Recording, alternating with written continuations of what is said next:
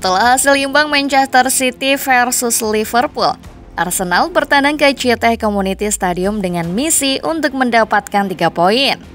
Dengan begitu mereka bisa menduduki puncak klasemen sementara. Tapi ternyata itu misi yang lebih sulit dari perkiraan. Arsenal malah nyaris kebobolan berkat penampilan buruk Aaron Ramsdale. Tapi pertandingan berjalan imbang tanpa gol sampai memasuki menit ke-89.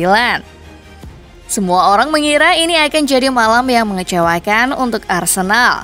The Gunners butuh seorang penyelamat untuk bisa menang di laga ini. Dan penyelamat itu pun hadir dalam sosok yang tidak terduga. Ia adalah Kai Havertz yang baru masuk di menit ke-79. Gol semata wayangnya itu pun membuat Arsenal ke puncak klasemen. Kembalinya Meriam London ke puncak klasemen memang kabar bagus. Tapi ada beberapa catatan menarik di laga ini yang perlu kalian ketahui. Dari hadirnya Havertz sebagai pahlawan setelah jadi bahan olokan, sampai Arsenal yang berada di puncak meski tidak dalam performa maksimal. Yuk simak ulasannya. Kai Havertz si pemain lawak kemahalan. Kai Havertz tidak memiliki kehidupan yang mudah di Arsenal pada awal musim ini. Fakta kalau ia dibeli dengan harga 65 juta pounds dari Chelsea membuat fans memiliki ekspektasi yang tinggi untuk penyerang asal Jerman tersebut. Tapi nyatanya kontribusi Havertz tak kunjung datang. Sampai-sampai ia sudah menerima cap sebagai pembelian gagal Arsenal musim ini. Havertz bahkan jadi bahan olok-olokan para fans dan menyandang status sebagai pemain flop. Ketika Havertz akhirnya mencetak gol pertamanya di Arsenal pada akhir bulan September kemarin, itu memunculkan sedikit harapan. Para pemain dan staf berusaha agar itu jadi batu loncatan Havertz di sisa musim ini. Arteta bahkan mengatakan kalau gol tersebut akan mengubah segalanya bagi Havertz. Masalahnya gol pertama Havertz itu tidak penting sama sekali. Gol pertamanya itu adalah gol penalti yang diberikan oleh rekan-rekannya dalam kemenangan 4-0 melawan Bournemouth. Para kritikus pun menggunakan ini sebagai cara lain untuk mengolok-olok Havertz, seolah ia hanya bisa mencetak gol hadiah saja. Yang Havertz butuhkan adalah bukan sekedar gol. Havertz butuh sebuah momen kunci, momen heroik yang menjadikannya seorang pahlawan semalam. Momen yang bisa mengumumkan kehadirannya di London sebagai pemain kunci Arsenal. Dan momen itu akhirnya datang juga di pertandingan melawan Brentford ini. Balasan Kai Havertz setelah dijadikan cadangan. Arteta memainkan trisula penyerang andalannya di laga ini. Mereka adalah Gabriel Jesus yang sudah pulih dari cedera bersama dengan Bukayo Saka dan Gabriel Martinelli di posisi sayap. Sementara itu Havertz duduk di bangku cadangan, padahal di 3 pertandingan terakhir selalu jadi starter. Di laga ini Arteta lebih percaya pada Leandro Trossard untuk menempati posisi Havertz di belakang penyerang. Di penghujung babak pertama, tampak keputusan Arteta itu membuahkan hasil. Trossard mencetak gol setelah menyambut sundulan Gabriel Jesus. Tapi VAR telah menganulir gol tersebut. Terlihat kalau kaki Trossard berada di posisi offside yang sangat tipis. Arsenal harus melanjutkan pertandingan dengan kewalahan membobol barisan pertahanan Brentford.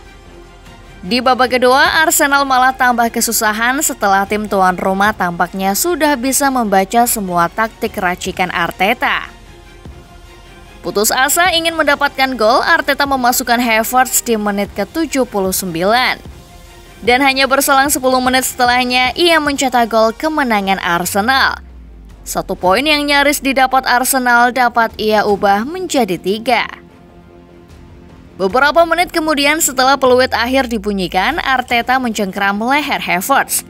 Ia kemudian membawanya ke barisan tribun pendukung tim tandang dan membiarkan Havertz menerima tepuk tangan meriah dari para fans Arsenal. Pesan yang Arteta ingin sampaikan jelas, ia ingin para pendukung percaya pada Havertz, percaya bahwa pada akhirnya ia akan tampil baik. Hadiah spesial untuk Arteta. Kemenangan ini jelas jadi kemenangan yang penting. Tapi ini juga jadi kemenangan yang sangat spesial untuk Arteta sendiri. Pertandingan melawan Brentford ini adalah pertandingan ke-200-nya sebagai pelatih. Dan tentu saja ia senang setelah milestone itu bisa dikenang dengan memori yang indah. Namun Arteta juga mengatakan kalau momen ini sama spesialnya untuk Kai Havertz. Sebab ia punya babak tantangan dan keraguan dari publik sebelumnya. Itulah yang membuat momen ini semakin spesial untuknya. Ketika Anda punya tantangan seperti Kai Havertz, Anda harus mengatasinya. Itulah yang membuat momen ini makin spesial.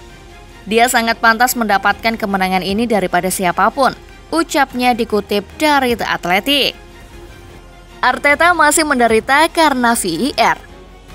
Well, meski ini adalah malam yang patut diingat oleh Arteta, tapi tetap saja itu bukan berarti tanpa noda.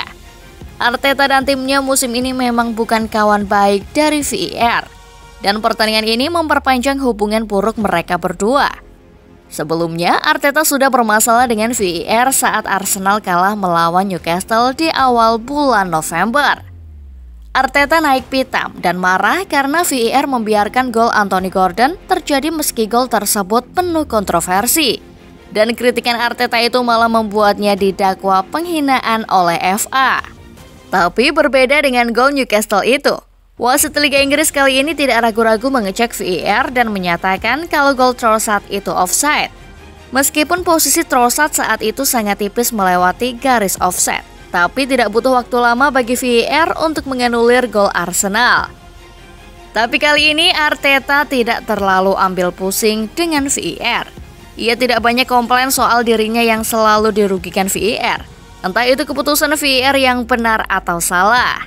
Sepertinya di laga ini Arteta memang ingin menikmati kemenangan dan berada di puncak, sebelum semua itu mungkin hilang lagi pada akhirnya. Arsenal masih belum tancap gas.